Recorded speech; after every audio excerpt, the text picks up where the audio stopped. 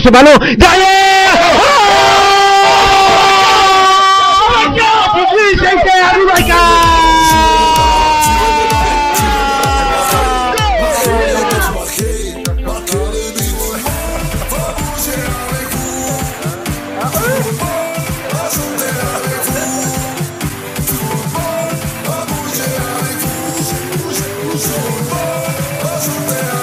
C'est l'heure de LBS Africa avec Nassourdine Abdillah. Et oui, on est de retour sur les antennes d'MNG Radio pour vous faire vivre en intégralité le match entre le Cameroun et le Ghana. 0-0, ça vient de reprendre. Et comme vous avez pu l'entendre tout à l'heure, on a un invité aujourd'hui qui est avec nous. C'est Yacine des Yass Analyse. Salut Yacine. Salut les amis, salut à tous. Voilà, on est avec toi bien sûr pour suivre cette deuxième mi-temps et aussi discuter un peu de la CAN et de toute l'actualité de cette compétition. Ça vient de reprendre. Alors Ismaël lancera le live dans quelques instants, comme ça vous pourrez voir également Yacine sur notre page Facebook. Yacine, donc cette deuxième mi-temps qui vient de démarrer, qu'est-ce que tu attends de cette deuxième période ? Deuxième mi-temps, un petit peu plus quand même de densité, un petit peu plus de volume et de tempo dans le jeu, parce que j'ai bien l'impression que les deux équipes sont dans une zone de confort. Voilà, c'est la deuxième journée, il y a encore une troisième journée de poule dans quelques jours. J'ai l'impression que ça arrange un peu les deux sélections, alors que le Ghana est quand même dos au mur. Ouais. Que le Ghana a quand même fait match nul, plus que surprenant lors de la première journée. Et à force de sortir les calculs, comme on en parlait en off, Nas, ça peut être après un coup de traquenard pour le Ghana et avoir beaucoup de regrets. Donc j'aimerais bien un peu plus d'intensité et de volume lors de cette deuxième période. Ismaël qui nous a rejoint. Salut Ismaël. Salut à tous, salut Nas, salut Yass. Merci encore une fois d'être venu, Yass, pardon. Merci. Qui a fait du chemin le bougre. Ouais, non, mais c'est vrai que tu as fait beaucoup de chemin. Pour rappel, t'étais lyonnais à la base. C'est ça. T'es venu de Lyon pour Lyon, voilà, pour le bisport. Spécialement pour nous. Incroyable. On commence à monter en gamme, Ismaël. Ah, t'as vu ça ici, on devient national, là. On devient national, là. On est faut réclamer de l'oseille à l'État, là. Faut faire un truc. on va gratter des subventions. Je te jure. Isma, tes attentes pour cette deuxième période ? Bah écoute, là, c'est quand même un choc. Hein. On arrive au troisième choc de cette Coupe d'Afrique. Avec Maroc-Côte d'Ivoire et le précédent match. Ouais, exactement, Algérie-Sénégal. Donc là, on s'attend à voir des buts enfin, parce qu'on a été déçus sur Maroc-Côte d'Ivoire et Algérie-Sénégal. On n'a eu qu'un but par match. Et là, on espère voir un petit peu plus de buts avec les frères Ayou qui sont en attaque. Et le célèbre joueur de Ligue 1, Toko Ekambi, n'est-ce pas, qui est aligné aujourd'hui. Donc on va voir ce que ça va donner, Toko Ekambi, Djé et Bassogog. Exactement. Cette équipe du Cameroun qui a gagné son premier match, on vous le rappelle, 2-0 face à la Guinée-Bissau. Et le Ghana qui a fait match nul surprenant face au Bénin, 2 partout. C'est un match qu'on fait vivre en fil rouge. Yacine, vu qu'on on va quand même parler un peu du Maroc. Quand même, voilà. C'est qu'il a l'habitude de parler de la sélection au téléphone. Là, on est en live, on va en profiter. Le Maroc, 2 matchs, 2 victoires. Tu nous avais parlé avant la CAN de la préparation compliquée des Lions de l'Atlas, avec notamment l'affaire Amdallah et tout ce qui a suivi derrière. Là, pour l'instant, c'est un début de compétition plutôt sérieux. Sérieux, appliqué et vraiment discipliné de la part de cette sélection d'Hervé Renard. Et j'ai l'impression que le Maroc a un petit peu appris de ses erreurs par rapport à la Coupe du Monde précédente, par rapport à cette préparation, par exemple, que je vous ai dit, complètement ratée du Maroc. Elle a appris de ses erreurs et j'ai aussi l'impression que cette génération, cette vieille génération marocaine... C'est la troisième sélection la plus âgée de la compétition. C'est ça. Benatia, El Amadi, Boussoufa... J'ai l'impression qu'ils sont en mission commando. Là, j'ai même vu sur la page Instagram de Benatia, les statuts qu'il met, j'ai l'impression que vraiment, il est dans une volonté de faire quelque chose. Après, entre faire et y arriver, il y a un fossé. Mais ce début de Coupe d'Afrique des Nations montre qu'il y a une volonté de marquer le coup et de jouer ce coup à fond pour cette première CAN à 24. Et cette dernière chance pour cette génération de faire quelque chose. Parce que rappelons que le Maroc est la sélection maghrébine qui a gagné la CAN il y a le plus longtemps, 1976. Ah oui. C'est quand même une éternité pour un pays comme le Maroc. 1990 pour l'Algérie, 2004 c'est très récent pour les Tunisiens. Et là le Maroc, il va falloir déjà au moins arriver dans le dernier carré. ce qui n'est pas arrivé pour le Maroc depuis 2004.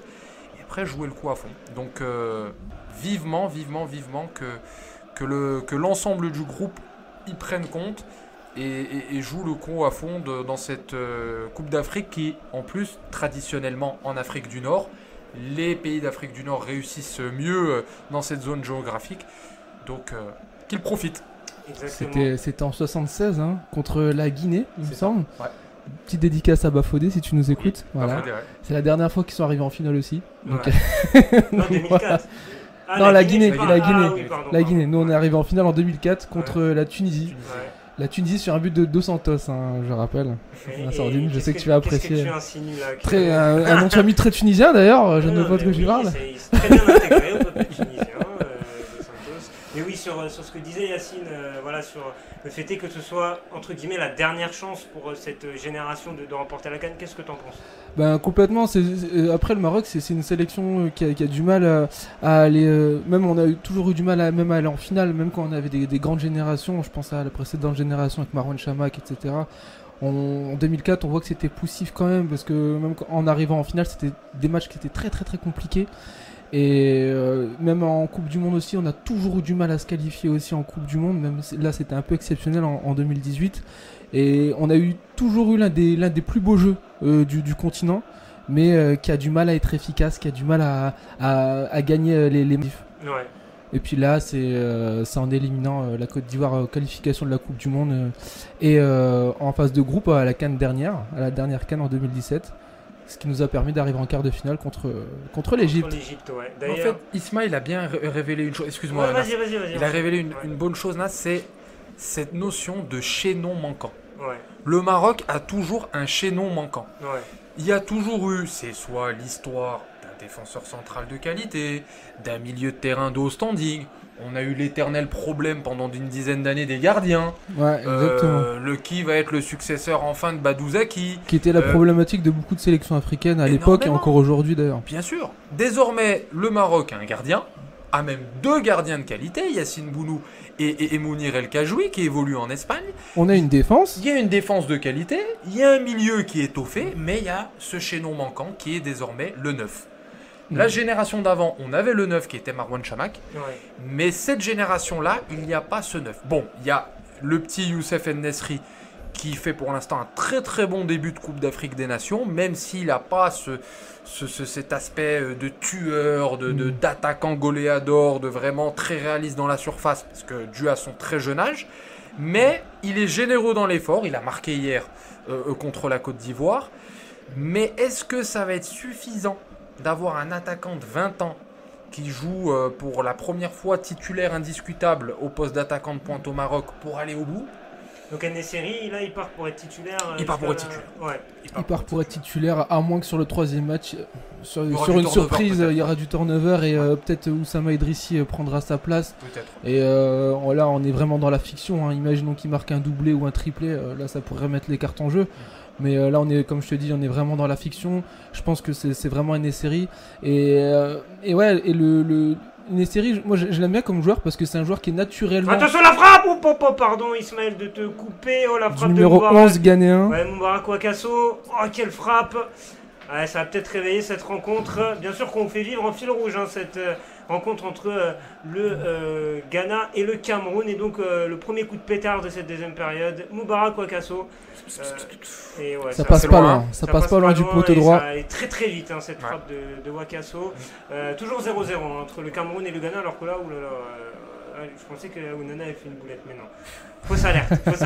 Je te laisse reprendre sur l'attaquant En-Nesyri. Ouais, complètement. En fait, c'est un joueur qui avec un profil très intéressant, un peu atypique, parce que c'est naturellement un joueur qui est à l'aise de la tête dans le domaine aérien. Par sa grande taille, il fait plus d'1m90 il me semble, En-Nesyri. Et on voit que techniquement il progresse, il fait des efforts, il progresse en jouant à Leganés. Petit à petit on voit qu'il est bien entouré, qu'il commence à marquer des beaux buts même sur son mauvais pied, tout ça. Et c'est vraiment le genre de profil atypique d'attaquant moderne en fait, qui est grand et qui est aussi à l'aise avec ses 2 pieds. Et il n'a pas encore assez d'influence dans le jeu, je pense, pour pouvoir être l'attaquant buteur que le Maroc devrait avoir en fait. Ouais. Après, il pourra me faire démentir au fur et à mesure de la compétition. Il est encore jeune.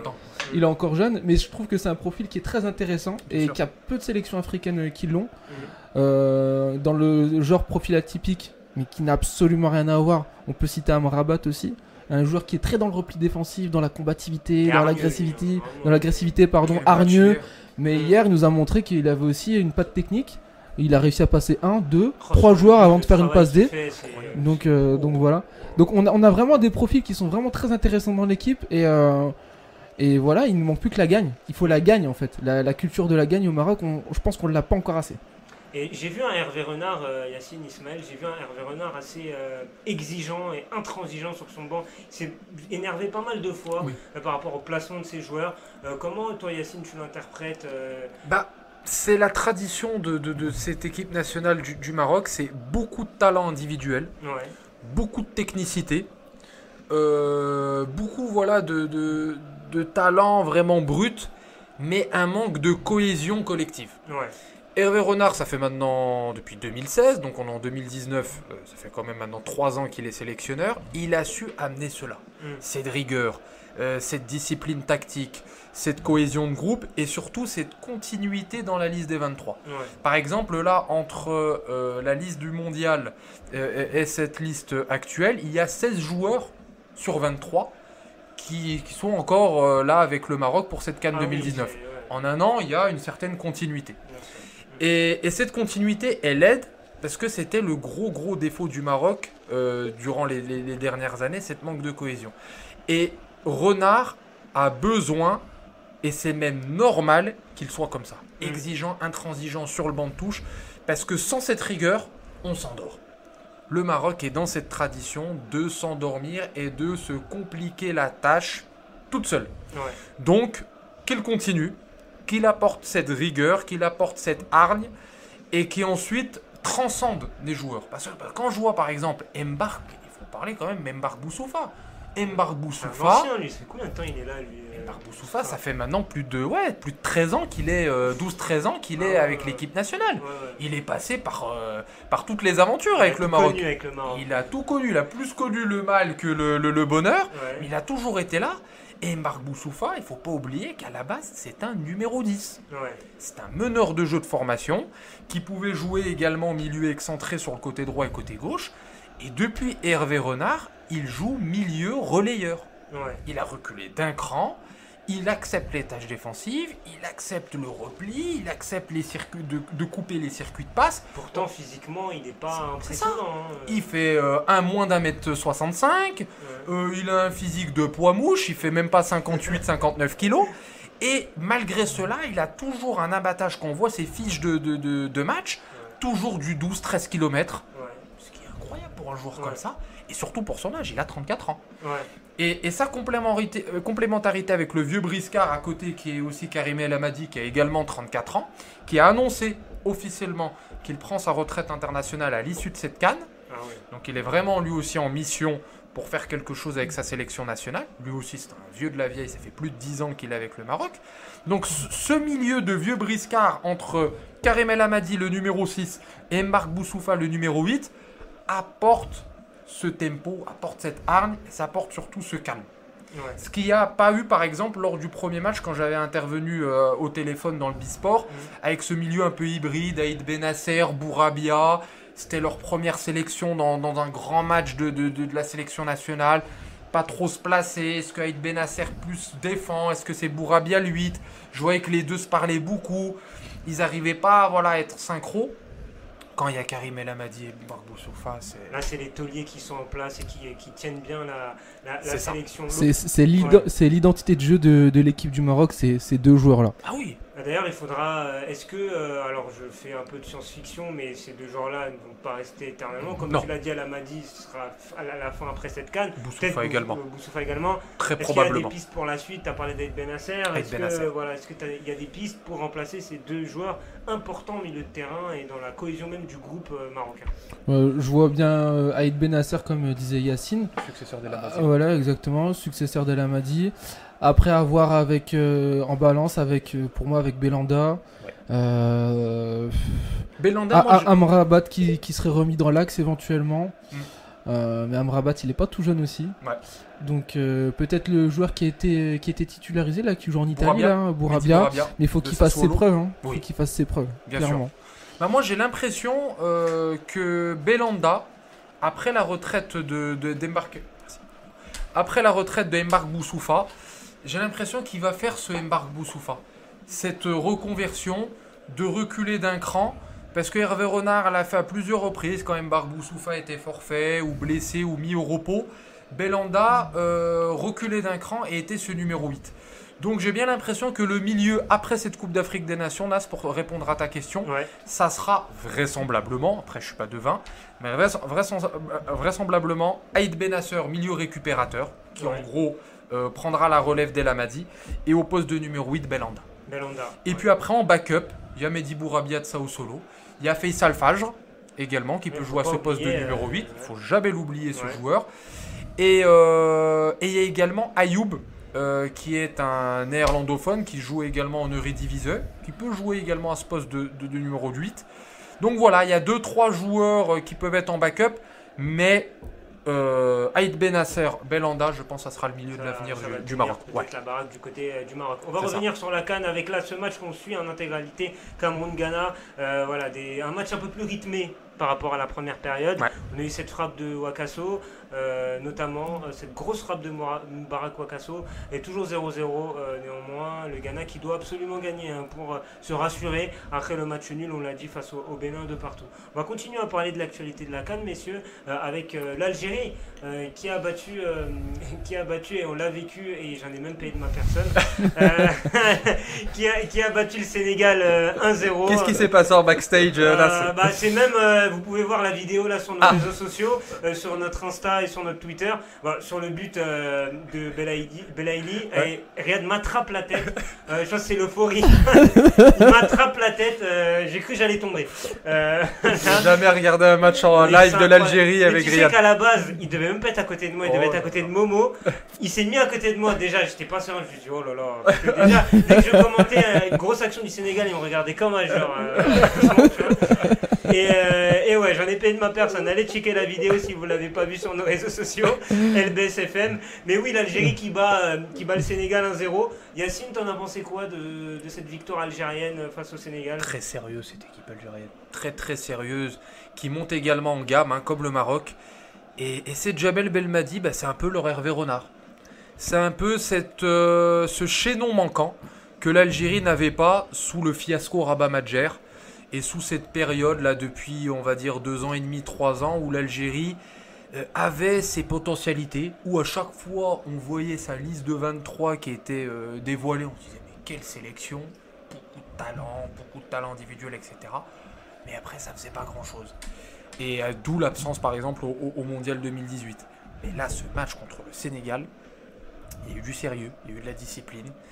Il y a eu aussi cette capacité, ce que pas beaucoup d'équipes maghrébines. La Tunisie arrive à le faire, mais le Maroc et l'Algérie, non. Et là, l'Algérie a réussi à le faire, le dos rond. Oui.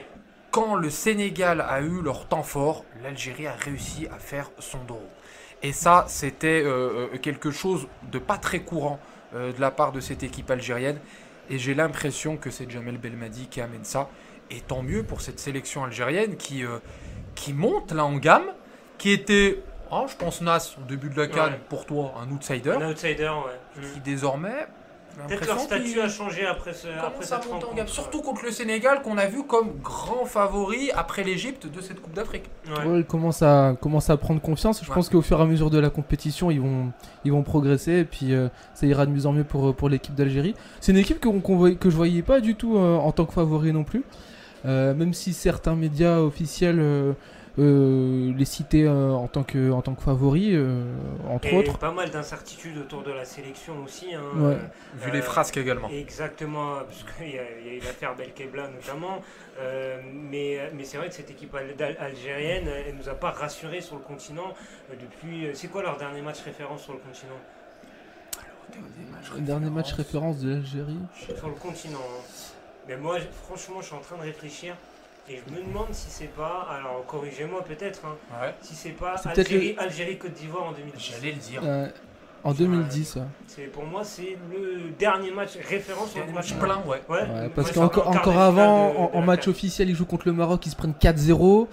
C'est vrai que c'est pas vraiment un match. J'étais obligé de le rappeler.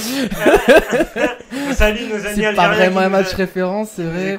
Il y a eu des petits ponts, tout ça. Non, c'est pas un match référence. Mais c'est compliqué l'Algérie lors de ces dernières CAN. En 2017, ils sortent au premier tour.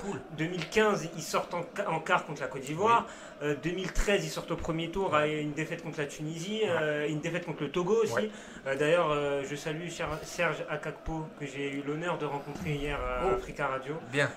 D'ailleurs, un petit teaser. Africa numéro 1 peut-être. Non, Africa Radio. Ils ont changé leur nom. Okay. Et d'ailleurs, il va peut-être intervenir par téléphone sur nos ondes. Bah, bienvenue à lui. On le salue, l'international togolais, qui était capitaine lors de cette rencontre. Donc l'Algérie, ils ont pas eu énormément de matchs référence. Non, t'as raison, Nas. T'as raison. C'est le dernier match référence, c'est ce gros match contre la Côte d'Ivoire, qui est même, je pense, l'un des meilleurs matchs africains au 21e siècle. En termes de compétition.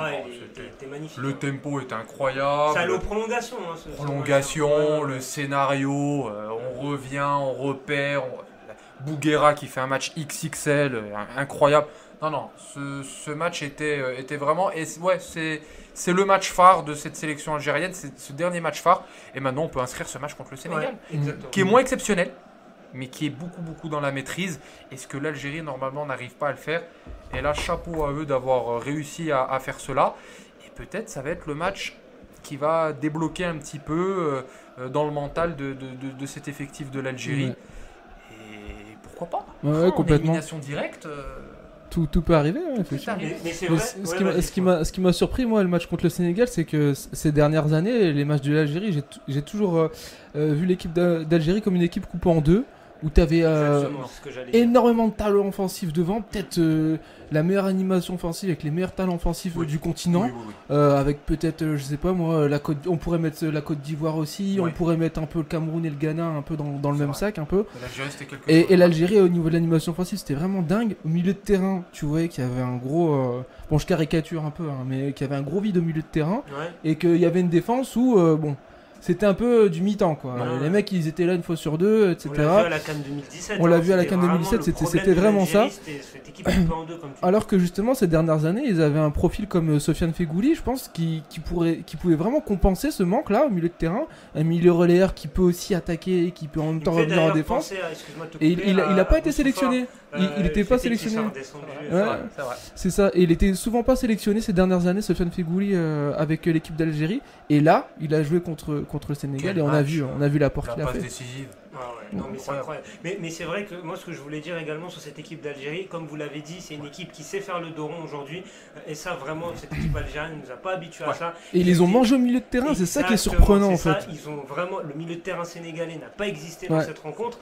Il y a eu beaucoup de fautes, c'est vrai, c'était un match très haché physiquement, ça a été très dur au niveau des contacts. Ils sont partis à la guerre, Ça fait un mois que je le voulais, moi, cette guerre des tranchées, ça fait un mois que je le cherchais, je l'ai eu enfin.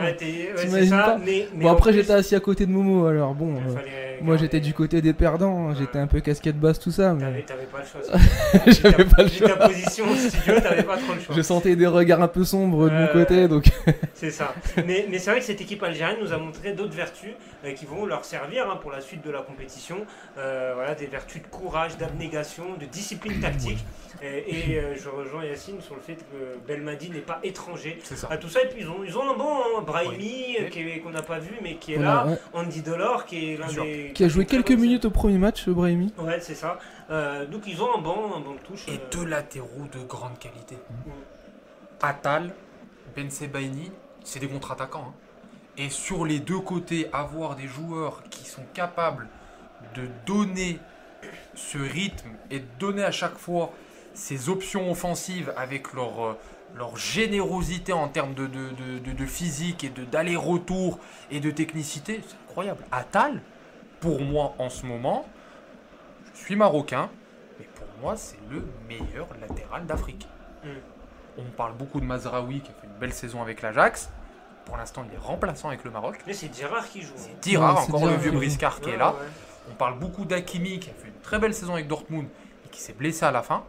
Moi, vraiment, avec du recul, Attal est pour moi le meilleur latéral d'Afrique. Et puis c'est bien parce que c'est un pur produit du football africain. Paradou, voilà. grand centre de formation en Algérie, qui a apporté aussi ce savoir-faire et ces joueurs locaux qui ont une certaine attache aussi avec cette sélection algérienne. Ouais. Pas que une sélection d'expatriés. Ouais. Et avoir ce mix local, joueurs issus de l'immigration en Europe, etc., c'est un mélange parfait. Et avoir Belmadi, qui est, les amis, un grand joueur dans l'histoire quand même de l'Algérie, parce que lui, il est passé dans les années 90 où c'était le désert. Ah, c'était le désert. Il y avait un conflit, voilà, c'est le conflit social, conflit politique en Algérie qui était très compliqué. Le pays sortait d'une guerre civile.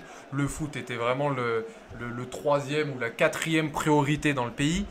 Et les Algériens n'ont jamais oublié cela. Le fait que Djamel Belmadi n'a jamais lâché la sélection, qu'il était le capitaine, qu'il essayait avec ses armes d'honorer un petit peu le drapeau durant ces années de vache maigre. Et désormais, le fait qu'il soit sélectionneur, il y a beaucoup de joueurs qui lui donnent le respect et il y a ce début d'unité. Donc attention à cette équipe algérienne pour le reste de la compétition. Je mets une petite pièce pour un très très beau parcours des Algériens. Et je dis en tant que Marocain. En tant que Marocain. Il faut le souligner. On va parler du Sénégal maintenant. Oui. Ismaël, le Sénégal... Il est où Momo? Momo, c'est vrai que... On te cherche là. Où es-tu? Il est paumé entre Gare de Lyon et Bastille encore une fois. Non mais c'est vrai que cette équipe du Sénégal, moi les gars, m'a déçu. Je m'attendais à beaucoup plus de leur part. On les mettait à juste titre en tant que favoris de la compétition par rapport à ce qu'ils nous avaient montré en qualif à la Coupe du Monde où ils étaient à un carton jaune d'être en 8e de finale. Rigole pas Ismaël. La biscotte, la biscotte de trop. Mais voilà, cette équipe du Sénégal, je les ai pas reconnus hier, avant-hier. C'était compliqué quoi. Mbanyang, grosse déception sur le match contre l'Algérie. Grosse déception de Mbanyang qui a pas réussi à inquiéter le gardien adverse. Pas une seule fois pendant tout le match. Et Nas, comme t'as dit, le milieu qui s'est fait manger. Et pas de mouvement en fait. Au niveau collectif, pas de mouvement offensif. Mané qui se retrouvait seul à chercher des solutions, qui était très esselé comme disait. Dribbler tout seul à un moment donné. On sait très bien que ça marche plus ça. On sait très bien que ça marche plus. Ça a marché une certaine époque en Afrique où on avait des très très très grands joueurs, on avait des très grandes différences de niveau. Éventuellement, tu pouvais compter sur la star de l'équipe qui pouvait te mener loin dans une compétition, mais ça marche plus maintenant. On a le niveau qui s'homogénéise et les joueurs deviennent petit à petit tous professionnels et ça marche plus. Ça, Mané, il peut plus faire ça. Ça donne encore plus de valeur à l'action qu'a fait Amrabat sur les matchs d'hier. Ouais, exactement. Ah oui, non, mais cette sélection sénégalaise qui est vraiment, qui est décevante. Qui même a fait un premier match intéressant, mais qui n'était pas plein. Le match test, c'était contre l'Algérie, complètement raté. J'aime beaucoup, moi, l'équipe du Sénégal. C'est la deuxième sélection africaine que je supporte depuis tout petit, après le Maroc. Et là, je la sens pas trop, en fait, là. J'espère que j'espère que cette défaite va être un mal pour un bien. Exactement. Peut-être que ça va les remettre un petit peu, descendez d'un cran ou deux. Vous pensez que vous étiez favori, vous pensez que la CAN était pour vous ou l'Égypte? Bah non, il va falloir retrousser les manches, parce que la Coupe d'Afrique maintenant a augmenté de 2 ou 3 leviers de niveau. Il va falloir vraiment retrousser les manches pour faire un beau parcours. Exactement. Alors Yacine, je te coupe rapidement. Il y a eu des changements du côté du Cameroun, avec la rentrée d'Eric Choupo-Moting, qui n'était pas titulaire, l'attaquant du Paris Saint-Germain, et la rentrée de Stéphane. L'attaquant ou le défenseur du Paris Saint-Germain? Officiellement, c'est un attaquant. On l'a vu sur des actes défensifs pas très efficaces. Il est attaquant. Mais en tous les cas, pour sa défense, je trouve qu'il fait des meilleures prestations avec le Cameroun qu'avec le Paris Saint-Germain. Tu me diras, c'est pas bien compliqué de faire mieux, mais... Mais il a cette responsabilité de capitaine. Ça veut dire qu'il se sent vraiment concerné par le projet Cameroun. Exactement. Tandis qu'au PSG, on sait que c'est la dernière roue du carrosse, qu'il est là pour faire le nombre. Exactement. Et attention, ce ballon là, l'arrêt là d'Euphorie qui est resté vraiment sur ses appuis. La contre-attaque avec le Ghana. La contre-attaque là avec Thomas Partey. Et là le réalisateur, s'il nous montre pas l'action, ça va être compliqué. Le ballon là désormais pour le Ghana avec le remplaçant d'Atsu Owusu là qui rentre le crochet. Aïe. Et finalement ce sera un 6 mètres. C'est mal joué. Quel c'est mal sauvetage joué. du défenseur ghanéen. Exactement. Ah ouais. Ah là, c'est le défenseur ghanéen qui a sauvé ce Ouais, ballon. c'est le défenseur, Ah, c'est le défenseur ghanéen. Ouais. Ah oui, il a pris plein torse. plein torse là. Ah, les abdos qui ont bossé. Ah, c'est Mensa qui contre ce ballon, effectivement, Yacine. Ah ouais, sinon ça faisait but. Ouais, ça faisait but. Mensa s'est fait tirer par balle. Une action pour les auditeurs qui ressemble un petit peu à la volée de l'Algérie contre le Sénégal. Entrée de surface, Exact. volée prise un petit peu forte. Exactement. Mais un défenseur ghanéen était sur le parcours du ballon et qui a fait un énorme sauvetage du torse. Ouais. Et pour l'instant, l'arrêt de jeu, et non, c'est la reprise. Ça a repris et reste c'est un une quart frappe d'heure. de Bassogog. Grosse frappe de Bassogog. Il reste 15 minutes là dans le temps réglementaire. Toujours 0-0 entre le Cameroun et le Ghana. Il y a également eu 0-0 tout à l'heure avec le match de la Mauritanie. On va quand même avoir 2-0-0 de suite là. Non, il va y avoir des buts, Nas. On n'a pas eu de 0-0 depuis le début de cette CAN. Ah si, on a eu Mauritanie tout à l'heure, justement. Oui, voilà, comme tu viens de le dire. Juste avant. Et puis bon, là, ça serait quand même compliqué. Moi qui a mis 2-1 Ghana. Je pense que je n'aurai pas 3 points ce soir. Je ne pense pas. Ça va être compliqué. Nas, cette légende, ça fait 2 ans moi que je suis au Bisport. Ouais. Il y a toujours, j'entends toujours ces histoires de pronos, etc. Mais qu'est-ce qu'il y a au bout? Qu'est-ce qu'il y a au bout? Alors, moi je veux savoir. Alors ça c'est une bonne question Yacine. Ah oui. C'est une très bonne question. Les backstage. Non, exactement. Non, le lot c'est au choix du gagnant en fait. D'accord. C'est au choix du gagnant et tout le monde doit cotiser pour D'accord. donner le D'accord. Moi l'année dernière j'avais gagné le jeu des pronostics Ligue 1 2017-2018 et bon chacun m'a payé un resto. C'était pas mal. Pas mal. Enfin resto, un grec. Fallait rester sur resto, t'étais bien là. Ah, t'étais bien. Là, c'est ce qu'il y avait le menu. T'étais bien. Hein oui, quand même, quand même. Il y a le menu frites boissons. Quand même. Et là, cette année, c'est Riyad qui a gagné le jeu des pronostics. Donc, on attend. Il n'a pas encore réclamé son budget. D'accord. Je pense que ça va être un maillot d'Algérie. Je pense. On a vu sur le site d'Adidas 95 € le maillot d'Algérien. Oula. Ouais, 95 €. Faut payer Est-ce les qu'il frais veut de le douane. maillot en 10 $? Ah, Faut enquêter sur ça, les amis. on lui Eh oui. demandera. Je pense pas que c'est le premier flocage qu'il prendra. En tout Je cas, un sais grand pas. bonjour à Riyad. Grand bonjour. On salue Riyad que vous retrouverez bien sûr prochainement sur nos ondes pour couvrir la CAN 2019. Il y a Asamoah Gyan là, je sais pas s'il est rentré ou s'il va rentrer. Je pense Il est rentré. Il est rentré. Il est rentré Ouais. Asamoah Gyan. Alors à la place de qui je n'ai pas vu, peut-être Jordan Ayew ou un joueur offensif. En tout cas, Asamoah Gyan, le légendaire capitaine des Black Stars. On se souvient de son penalty manqué en 2010. Ah, ça fait partie de la dramaturgie de la Coupe du Monde parce que ce penalty était historique. C'est ça. Ça aurait pu envoyer un pays africain En demi pour la première fois, ouais. Et ce Asamoah Gyan qui a un petit peu une relation je t'aime moi non plus avec le Ghana.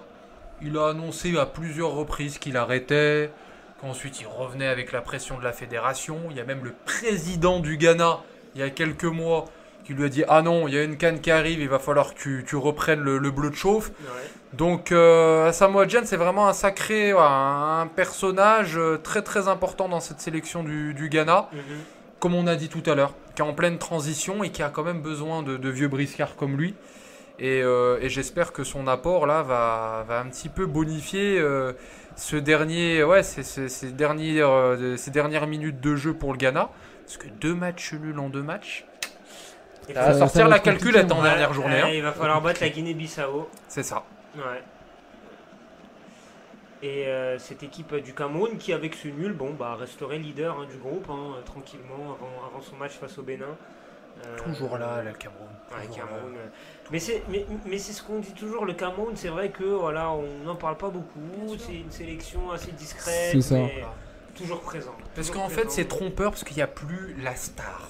Vu qu'on a été, nous on est de la génération, la vingtaine, trentaine, on a eu l'habitude d'avoir Eto'o, il y avait aussi la fin de Mboma, Exactement. il y avait aussi le grand Rigobert Song. Ah oui, Et Rigobert, ouais. depuis qu'il n'y a plus ces joueurs emblématiques et que de notre œil, amateur, on n'a pas cette star vraiment qui nous enchante, on a descendu le Cameroun de 2 ou 3 crans. Mais non, le Cameroun a cette culture de la CAN, a cette Et culture... attention ce ballon avec Bassogog. Le poteau. Oh là là, justement. Il était signalé hors jeu.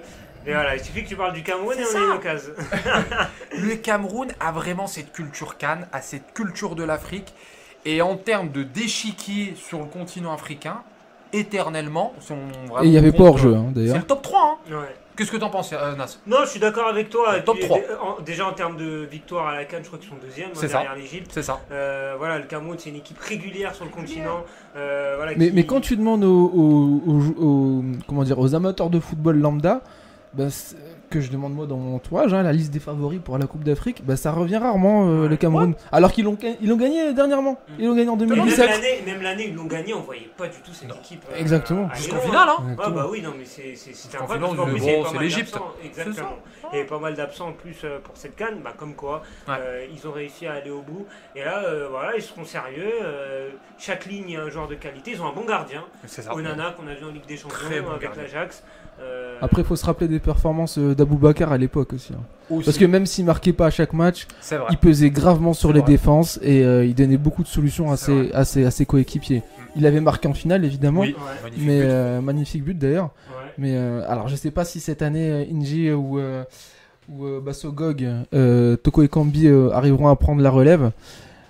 Il y aura du boulot. À voir pour le Cameroun. Remplacer quand même deux joueurs, même Mukanjo. Mais je les vois aller loin dans cette compétition. Je les vois aller très loin. Je les vois aller loin dans cette compétition. L'air de rien, je pense qu'ils vont au moins aller en demi-finale, voire en finale.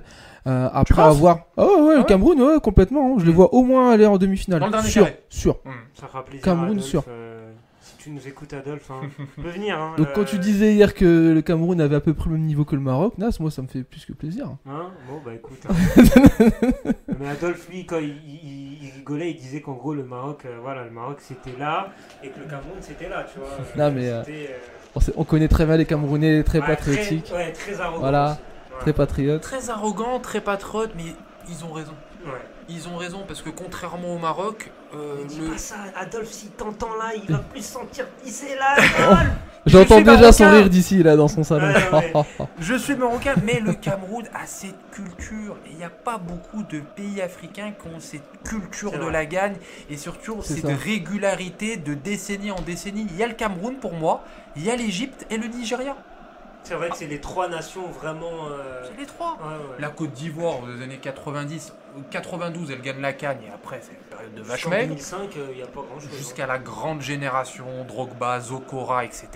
Après, il a fallu l'arrivée d'Hervé Renard pour qu'il gagne. Absolument, qui vraiment brise cette malédiction. Le Ghana, il y a eu la génération Abedi Pelé, pareil, début des années 90, puis plus rien jusqu'aux années 2010. Le Maroc qui varie toujours entre le bien et la catastrophe. L'Algérie dans les années 90 qui avait rien. Et la Tunisie, moi, que je mettrais dans le top 5. Parce que la Tunisie également est toujours là. Les Tunisiens, certes, n'ont gagné qu'une CAN, mais quand on voit les performances quart-demi, c'est l'une des sélections les plus régulières. Et là, coup franc pour le Ghana. Coup franc pour le Ghana. Ghana que je mettrais aussi dans ta liste. Ils ont toujours été demi-finalistes depuis 2008, au moins demi-finalistes de la CAN. Donc énorme régularité. Coup franc qui va être tiré par Thomas Partey. Tu en parlais de lui à la mi-temps. Thomas Partey, peut-être, non, ça va être tiré. C'est dans le mur. Et c'est le numéro 17 qui a tiré. C'est Baba Rahman. C'est Moubarak Wakaso, pardon. Le numéro 11, Moubarak Wakaso, qui a tiré ce coup franc. Moubarak Wakaso qui est un peu le monsieur coup de pied arrêté du côté du Ghana. Il tire les corners, les coups francs. Étonnant, Caillou ne tire pas. Ouais. Et pourtant, complètement. Il a une bonne qualité. Il a une bonne qualité de capitaine en plus. C'est assez étonnant. Il a pris un gros coup à André Ayou en première mi-temps aussi, il faut le signaler. Gros coup à l'épaule. Alors il est encore sur le terrain parce que c'est un guerrier. Mais c'est vrai qu'il a été diminué après ce contact en début de rencontre. En tout cas, toujours 0-0. Il reste 5 minutes. Toujours pas de but entre le Cameroun et le Ghana. C'est peut-être le premier 0-0 de la CAN, les amis. Le deuxième, parce qu'il y a Mauritanie tout à l'heure. Mauritanie tout à l'heure qui a fait 0-0. Également la Mauritanie qui a fait 0-0 contre l'Angola. Attention, Clinton N'Ji là qui progresse, qui rentre dans l'axe, N'Ji qui est pris par la défense. Messieurs, on va continuer de parler de la CAN tranquillement. On a parlé de l'Algérie, on a parlé du Maroc, on a parlé du Sénégal. Parlons un peu du Nigeria. Nigeria qui a gagné également ces deux matchs. Victoire face à la Guinée. D'ailleurs, la Guinée qui n'est pas en bonne posture. Le Nigeria aussi sérieux. Ils n'ont pas été impressionnants sur leurs deux matchs, mais... Qui ressemble un peu sur le parcours du Maroc. Appliqué, 2 fois 1-0, c'est solide, c'est pas impressionnant, mais c'est réaliste, c'est volontaire, et il y a une certaine logique en fait dans le jeu. c'est constructif et on sait qu'à un moment ou à un autre, le Nigeria, de par leur densité physique qui est hors du commun, permet de débloquer ces situations. Parce qu'en fait, ils ont deux attaquants qui ont deux profils complètement différents. Entre Igalo et celui, j'ai oublié son nom de... Ayobi, non celui qui fait 2m02. Ah, le numéro 9, là. Qui était titulaire le premier match. Celui-là qui a marqué Oui, celui qui a marqué sur corner, là. Il joue en BPL, je sais plus. Celui qui a marqué sur corner contre la Guinée. Oui. C'est Omero. Non, voilà. Ouais. Voilà. Entre ces deux attaquants, il n'y a pas beaucoup de sélections africaines qui ont ces deux attaquants avec deux profils. Igalo qui est dans la vitesse, la percussion, la profondeur, une bonne percussion, un bon réalisme, etc. Et Omero qui est vraiment l'attaquant de remise, qui est là, qui pèse sur la défense. Et ce profil-là, avec des joueurs explosifs derrière, comme par exemple Iwobi ou Chilkwense ou Alfred Moussa, c'est intéressant. Le Nigeria, c'est intéressant. André Ayou qui est sorti, messieurs, et qui va être remplacé par Kwabena, le numéro 8 de cette équipe du Ghana, lui qui joue à Leganés en Espagne, jeune joueur, seulement 22 ans. L'interception. Oh là, il y a un ballon intéressant pour le Ghana. Oh, s'il la joue là à droite. Il l'a mal joué, il a encore. La barre transversale.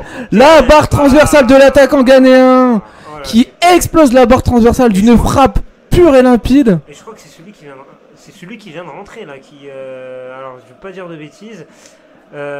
Quelle occasion pour le Ghana en tout cas. Il aurait pu la jouer à droite. Oui, c'est celui qui vient de rentrer en plus. C'est Kwabena. Ouais, c'est Kwabena qui vient de rentrer. Frappe limpide. Ça aurait été la meilleure rentrée là, de cette histoire de la CAN. Kwabena Oyutsu qui joue à Leganés en Espagne avec Nesseri. Frappe limpide du Ghana qui a besoin de gagner là.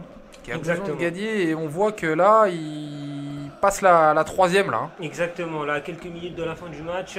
À 87e minute, ça fait on est au deuxième 0-0 de cette Coupe d'Afrique. Ouais. On est un peu déçus là pour le moment là sur ce match. Il reste quelques minutes pour nous faire démentir. Et là le Ghana vraiment. Le seul petit hic, par exemple, par rapport à Nas, cette Coupe d'Afrique des Nations, c'est si ça continue comme ça, le nombre de buts inscrits. Ouais, c'est vrai qu'il n'y a pas beaucoup. Pas beaucoup, t'as 2, 1, 2, 3 grands max buts par match. Il y a eu le carton du Mali contre la Mauritanie, 4-1. Est-ce que c'est peut-être cette idée, comme on parlait en début d'émission, de calcul ? Je pense que c'est ça. Est-ce que peut-être à partir des huitièmes de finale, quand ça va être débridé, ça sera de l'élimination directe, on assistera peut-être à des matchs un peu plus libérés où il va falloir tout donner, ou autrement c'est la porte. C'est la porte, c'est ça. Non, oui, je pense que c'est la bonne explication parce que on est dans ce truc où il y a de mini-championnat, il y a des meilleurs troisièmes. C'est assez compliqué et je pense qu'il y aura une deuxième compétition par la suite. Les Ghana vont chercher la victoire, la frappe. L'arrêt. Quelle occasion là signé là c'était Yadium là qui était dans la surface de réparation. Le casse pour le Ghana qui met vraiment la troisième voire la quatrième parce qu'ils veulent vraiment remporter cette rencontre et le Ghana pour l'instant qui ne trouve pas la mire mais deux grosses occasions en moins de 5 minutes. Messieurs je pense que la fin de match elle va être très intéressante. NG qui rentre dans la surface de réparation, NG toujours Clinton NG et c'est finalement dégagé par Mensah. Allez on s'est un peu ennuyé là pendant 85 minutes. Alors, on va peut-être avoir des actions pour cette fin de rencontre entre le Cameroun et le Ghana, toujours 0-0. Et le Ghana qui n'a pas remporté son premier match, on le rappelle, 2-2 face au Bénin. Et le Ghana qui est encore plus que le Cameroun dans l'obligation de remporter ce match. Et ils l'ont bien compris en mettant vraiment la pression sur cette équipe du Cameroun, les gars. Et l'arrêt serein du gardien de l'Ajax Amsterdam du Cameroun qui s'est couché parfaitement sur cette frappe. Et attention à la frappe de Partey et qui part très haut dans les tribunes du stade égyptien et qui pour le moment le Ghana fait le même parcours que la Tunisie avec deux premiers matchs, deux matchs nuls. Exactement. 2 points après 2 journées. D'ailleurs la Tunisie qui a fait match nul face au Mali partout, un match qu'on a commenté hier.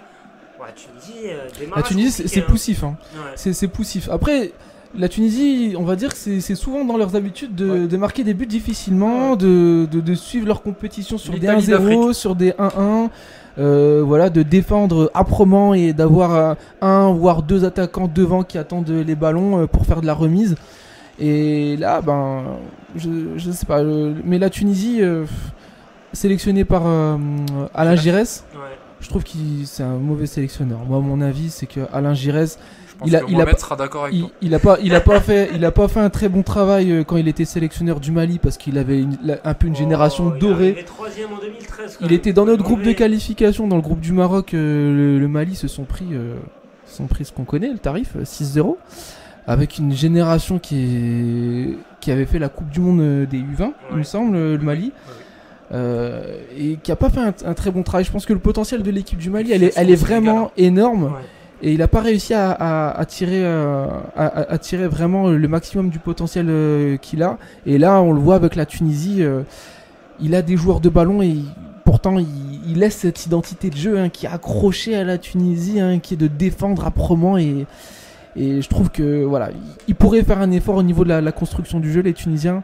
Et Tunisie-Mali, c'était pas un match très beau à voir. Allez les gars, on va suivre quand même la dernière minute là, une 30 entre le Cameroun et le Ghana, toujours 0-0, mais pourquoi pas voir le Ghana, le Cameroun ouvrir le score. Il y aura un coup franc là pour les Ghanéens au niveau de la ligne médiane, coup franc provoqué par le vétéran Asamoah Gyan, le plus ancien de cette équipe du Ghana. Allez, 1 minute 30 pour nous faire démentir là, entre 33. Les Camerounais et les Ghanéens. Allez, le ballon qui va être là dans les pieds de Yadium, le centre de Yadium, il s'est pas bien centré du tout. Là c'est centre au troisième poteau. Et messieurs, on se dirige vers un nouveau 0-0. Un nouveau 0-0. Qui peut être à la limite satisfaisant pour l'équipe du Cameroun, même s'ils ne se qualifient pas officiellement ce soir. Ouais. On peut dire qu'ils sont très bien partis pour aller au 8e de finale. Exactement, alors que le Ghana devra impérativement gagner face à la Guinée-Bissau. Guinée-Bissau qui jouera contre le Bénin. Mais cette sélection camerounaise, elle est sérieuse. Ouais. Elle est sérieuse. Et là, j'ai l'impression, par exemple, dans ce match, il y a beaucoup de gestion. Ouais. Il y a beaucoup de gestion. Il y a beaucoup de sérénité, de confiance en soi. Ouais. Et je pense qu'elle montre d'un niveau lors des éliminations directes. Ouais. Et je suis assez d'accord. Je ne veux pas dire de mettre une pièce sur le Cameroun, mais il faut la prendre très au sérieux. Elle est tenante du titre, il ne faut pas l'oublier. Et je pense qu'elle peut faire quelque chose. Ouais. Elle peut faire quelque chose. Ah, en tout cas, cette équipe du Cameroun, d'ailleurs, qui n'a pas pris de but. Non. Depuis encore solide. Le début de la CAN. Il y a pas mal d'équipes dans ce. Il y a le Maroc, il y a l'Égypte, il y a le Nigeria. Je crois que c'est tout. Maroc, Égypte, Nigeria. Ouais, c'est ça. Ouais. Je crois qu'on a fait le tour. Dites-nous. L'Algérie, non ? L'Algérie n'a pas pris de but. L'Algérie n'a pas pris de but également depuis le début de la CAN. Exactement, Yacine. 2-0 face au Kenya, 1-0 face au Sénégal.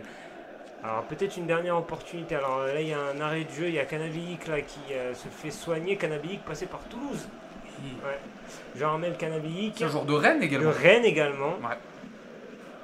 Il s'est fait mal au genou. Bon, en attendant cet arrêt de jeu, Yacine sur la Tunisie.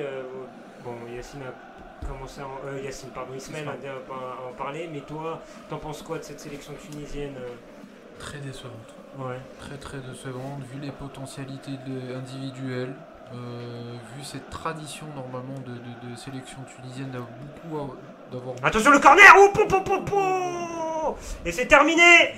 0-0 entre le Ghana et le Cameroun. Au moins j'aurais pas de boulot, pas de goal replay à faire. C'est ça. mais voilà, 0-0, pas de but pour l'instant aujourd'hui dans cette CAN 2019. Je vais te laisser finir, Yacine, sur la Tunisie. Pas de soucis, pas de problème. Et ouais, je disais, cette sélection tunisienne qui a cette tradition d'avoir beaucoup de joueurs locaux, avoir une grosse ossature de joueurs locaux, qui sont normalement habitués de jouer dans cette joute continentale. Là, j'ai l'impression que c'est un peu mou, ça manque un peu d'envie, ça manque un peu de liberté. Et je suis d'accord avec Isma par rapport à l'apport Alain Giresse. Giresse, à un moment, il faut se dire les choses clairement. Je vais faire, je pense, un peu mon riad. C'est une farce. Cet entraîneur est une farce. Ça a été un immense joueur de l'équipe de France et de l'histoire du football français. Le fameux carré magique. Dans le fameux carré magique, il est, je pense, dans le top 10, voire dans le top 15 de l'histoire des joueurs de l'équipe de France. Mais en tant que sélectionneur, il a fait ce bon mandat au début du Mali, qui ensuite était très décevant.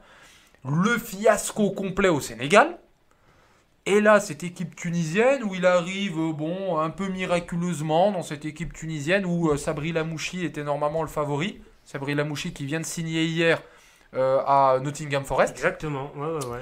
Et il prend cette sélection tunisienne qui est bourrée de potentialités, qui a de l'allant offensif, ce que n'avait pas la Tunisie il y a quelques années. Exactement. Et pour l'instant, elle est bridée.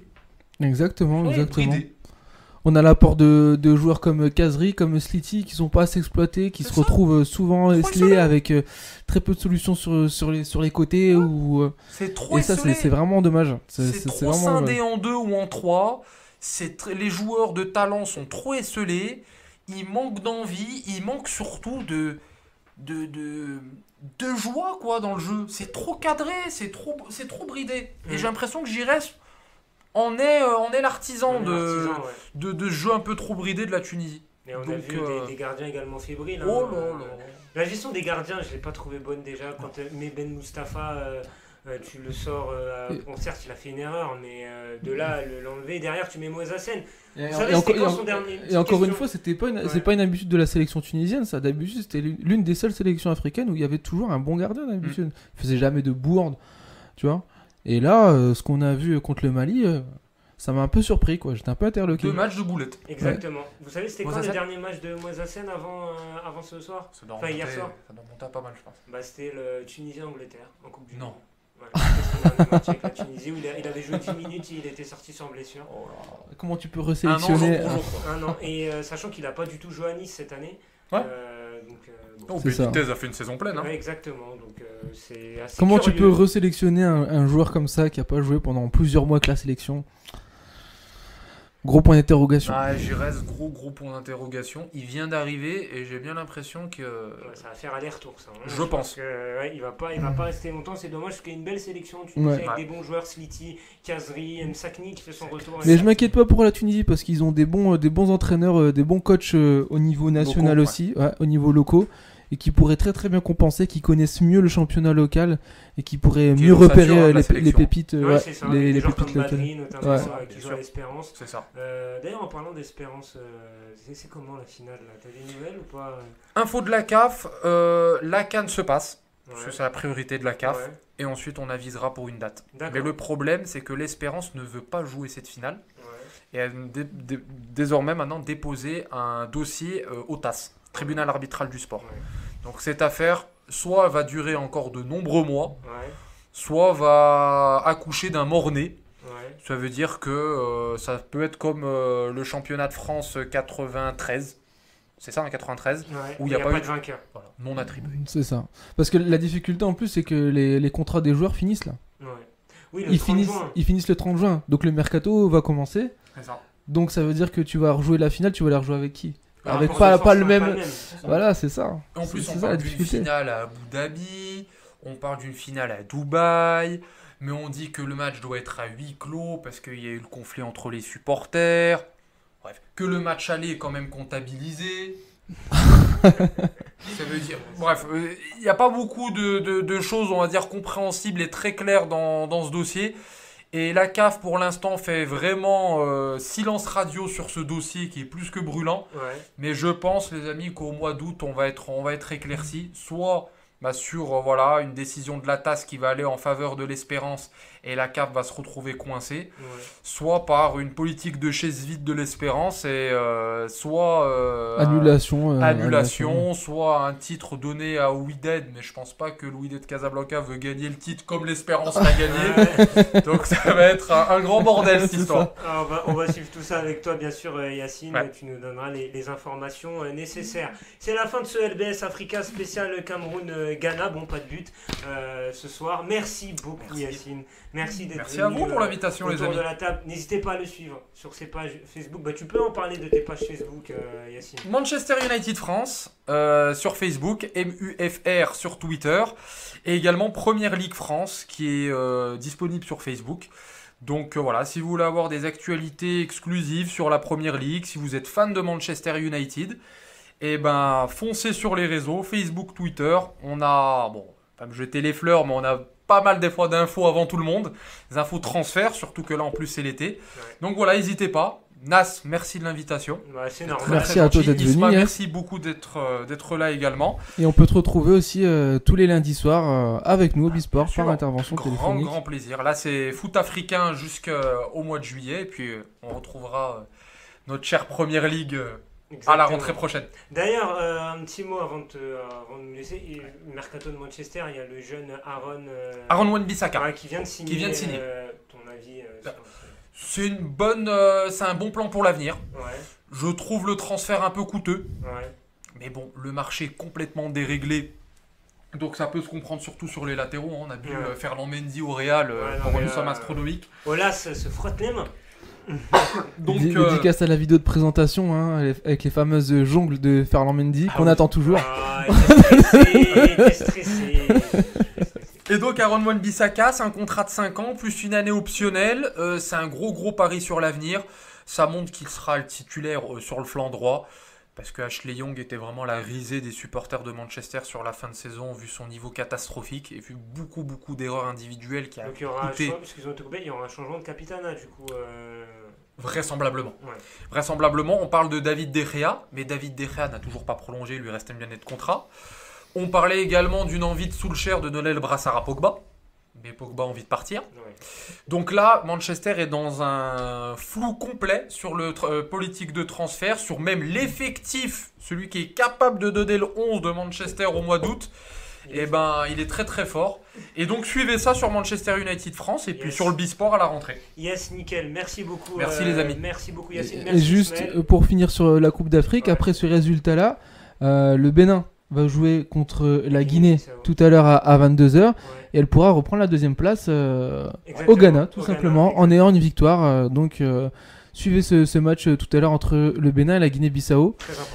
Et voilà, une petite dédicace pour les filles quand même qui ont été éliminées hier soir contre les États-Unis et qui ont fait un grand parcours. Donc force à eux et pour la suite avec Corinne Diacre puisqu'elle est confirmée dans ses responsabilités de sélectionneur de l'équipe de France. Bon, grand parcours, je te laisse. Moi je suis pas d'accord avec ça, mais bon bref, c'est pas le débat. On savait que les États-Unis étaient supérieurs à l'équipe de France. On va en parler peut-être dans les prochains. On en parlera avec prochaine fois. Pierrick qui reste avec nous pendant toute la Coupe du Monde. Exactement, on le rappellera également. Voilà, pour suivre les demi-finales et la grande finale la semaine prochaine. Merci Isma de m'avoir accompagné. Merci à toi Nas. Rendez-vous demain pour un LBS Africa classique. Voilà, il y aura Mohamed Touré qui sera là, Samir également qui sera là pour vous faire vivre, voilà, pour parler de l'actualité. Un petit récapitulatif de cette deuxième journée. Exactement. On vous souhaite une excellente soirée sur les antennes d'MNG Radio et on se dit à demain. À demain tout le monde. Salut. Et attention ce ballon derrière.